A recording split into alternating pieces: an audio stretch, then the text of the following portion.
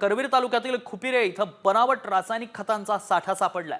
त्यामुळे कृषी क्षेत्रात खळबळ माजली आहे। रंकभैरवी या शेती सेवा दुकानात 10-26-26 या रासायनिक खताच्या बनावट बॅग्स आढळल्यात। या प्रकरणी दुकानदार आकाश नाळे यांच्यावर करवीर पोलिसात 3 गुन्हे दाखल करण्यात आलेत। मात्र बोगस खतं तयार करणारा मोकाटच आहे। दरम्यान कोल्हापुरात बोगस खतं आली कुठून, जिल्ह्यात बोगस खतांचा आणखी किती साठा आहे याचा तपास करावा लागणार आहे।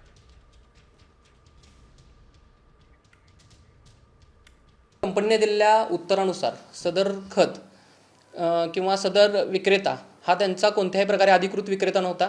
त्यांच्याबरोबर त्यांचा कोणत्याही प्रकारे खरेदी व्यवसाय झाला नव्हता। त्याच्यामुळे सदर खत हे जुवारी किंवा पॅरादीप फॉस्फेट लिमिटेड या कंपनीचं नसल्याचं त्यांनी कळवलं होतं। त्या अनुषंगाने आपण सदर विक्रेत्यावरती अत्यावश्यक वस्तू अधिनियम 1955 आणि खत नियंत्रण आदेश 1985 अंतर्गत गुन्हा दाखल केलेला आहे।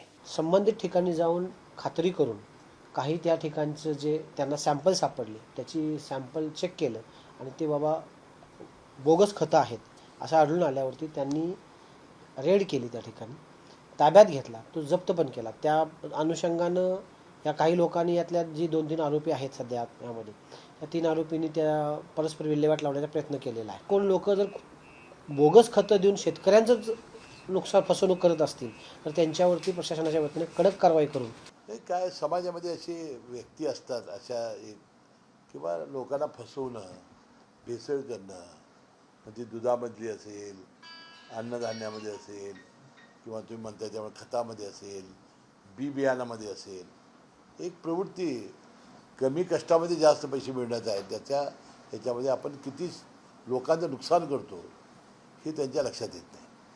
त्यांना कडक कारवाई करणं एवढा एकच इलाज आपल्यासमोर आहे।